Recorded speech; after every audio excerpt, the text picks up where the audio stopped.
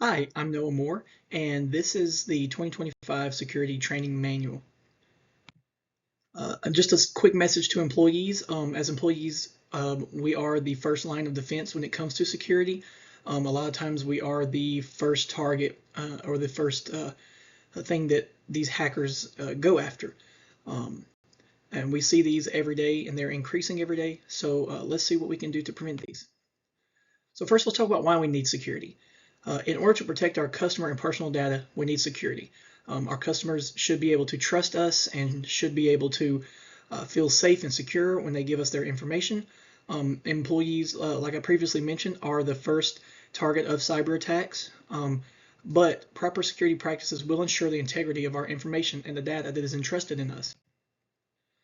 The objective of this training module will be to help you understand uh, why security is important and what we can do to prevent attacks and to keep each other and our information safe. First, we'll get into password management. One thing that we recommend is use complex passwords, usually 10 plus characters. Use different passwords for different accounts. So for your login to your software, you may use one password, and then to your email, we would recommend use a different one. Don't share passwords, and if you have multiple passwords, which we recommend, use a secure password manager. It will help you store all of them safely, and so you don't have to memorize all of them, and it's safe, so you don't have to write them down or leave them at your desk or something for other people to see. Um, Also, if you see anything on your computer that looks suspicious or any of your information has changed or anything like that that's not normal, we recommend changing your password as quick as you can. Why is it important?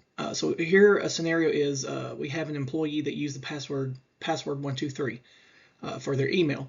Well, what happened? Well, the account was easily hacked because it was a very easily guessable password. There was private company files on the email where it was accessed by hackers and they were able to get in there and steal the information.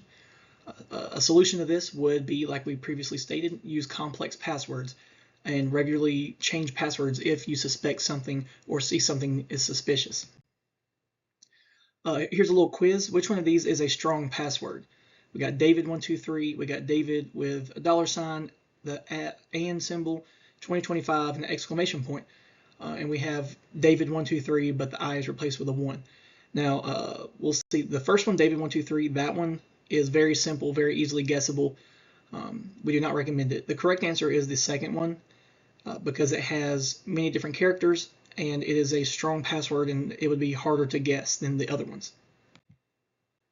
Next, we'll talk about phishing attacks. So what is phishing?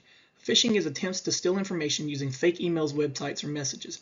They can be in forms of links or attachments. They can be emailed to you. They can be pop-ups. They can be anything. They can be on a website or, like I previously mentioned, emails. They are usually easily spottable, but some of them are kind of difficult. So it helps to know what you're looking for.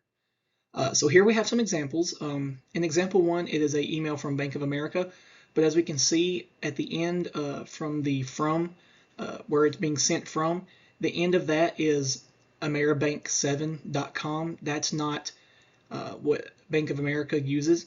And if you ever have any questions about that, you can always look it up or ask the IT department. Um, Also, on the second example, we see that the recipient isn't directly addressed.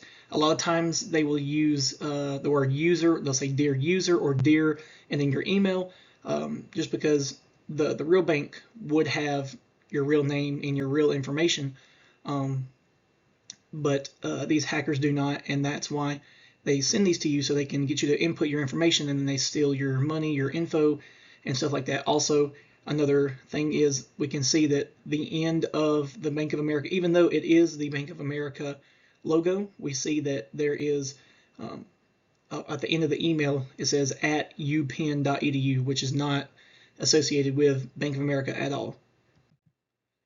So here's some safe internet practices on websites. It's really simple. Just do not visit sketchy or suspicious websites. If you go on a website and it's got some strange things on there, then just don't go on it. Definitely do not download anything from there. unless you talk to the IT department. Same thing for software. Never download software without asking the IT department, is it safe? Even if it's, something simple as like Spotify or Microsoft Office or something. Make sure that you're on the correct website, because if not, then you can be hacked and it can be malware or something like that. When you're using Wi-Fi, whether you're working remotely or you're using public Wi-Fi, we highly recommend using a VPN. This will help you. This will help encrypt your data, and so it's not as easily accessible from hackers. And at your workstation, we recommend that you do not write down your passwords, because it can be spotted by your coworkers, and they can go on there and they can see, they can log in and see what you've been doing, and they can see your information. Also, don't stay logged in. That's a big thing that we struggle with, is a lot of people stay logged in when they walk away, whether it's just use the bathroom or get something to eat or something. They stay logged in, and it's easily accessible for the wrong person.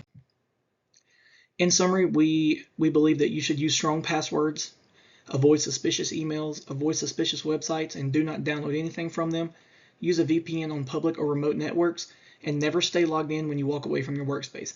These 5 simple steps, there are more, but these 5 simple steps can be a big help when it comes to making sure that we're staying safe in the technology world. Thank you so much, and this module is here to help you be safer, and it will help you to stop the threats that we face every single day. Thank you.